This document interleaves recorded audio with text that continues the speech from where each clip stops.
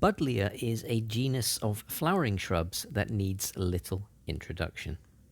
It's one of the most popular of all flowering shrubs, and for good reason.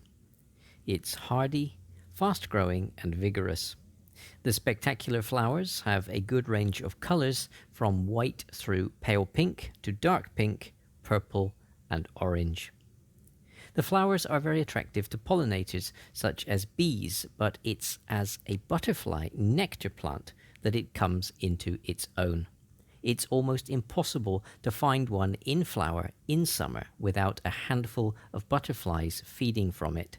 It well deserves its common name of the butterfly bush. It's also a very easy plant to propagate. So easy that it's a great plant to introduce new gardeners to propagation. It's the first shrub I ever propagated when just a schoolboy. I will pinch some stems of about 20 centimeters or 8 inches in length. You can of course also use cutters to make a clean cut. We want stems of at least 10 centimeters or 4 inches in length, and an ideal length would be around 15 to 20 centimeters, which is 6 to 8 inches. If you can, select growths without flowers. Flowering shoots are still okay, but you will need to remove the flowers. Now we are ready to prepare the cuttings. Remove the lowest set of leaves so that 2 to 3 pairs of leaves are left on the cutting. Then look for the node, the place where the leaves joined the stem. Make a cut just below the node with cutters or a sharp knife. I am now cutting the lower pair of leaves in half.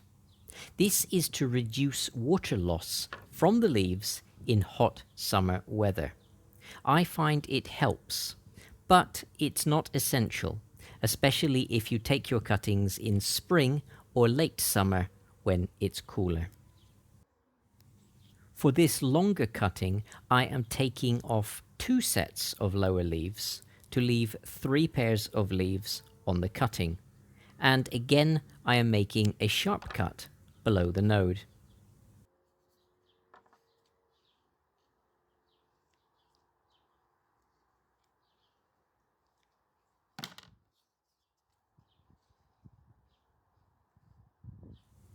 And that completes the cutting preparation.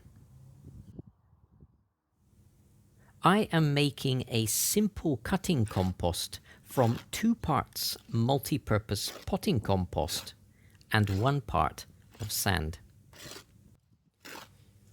If you don't have fresh potting compost, you can use old, used potting compost or even garden soil. If you don't have sand, you can use perlite or fine gravel, such as the type used in aquariums. If you don't have any of these, then just plain garden soil or plain potting compost can be used, but rooting will be slightly slower and there is an increased risk of rot, but you should be okay. I'm using a small plastic pot. You can use any container as long as it has drainage holes. I won't be using any rooting powder or liquid, as Buddleia cuttings root well without it. I like to use an old wooden chopstick to make holes in the compost. Push the stick down to the bottom of the pot and twist to open up the hole. Then insert the cutting and firm the compost by gently pressing it in. Then rotate the pot and repeat the process for the remaining cuttings. Finally, give the pot a good tap to settle the compost. Now it's time to water the cuttings and do it well. You need to completely soak the compost. Now place in a cool, shady spot for rooting. Somewhere out of direct midday sun, but somewhere where you can check on the cuttings easily. The cuttings may go soft and limp for a few days, but don't worry, this is normal. They will recover and become firm later. The cuttings need regular watering to keep the compost moist at all times. They must not be allowed to dry out. In hot weather, you might need to water them every day.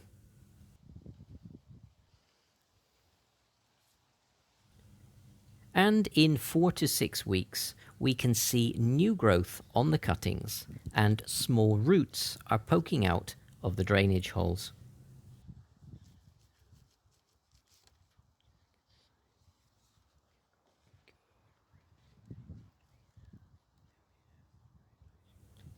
Both cuttings are well rooted.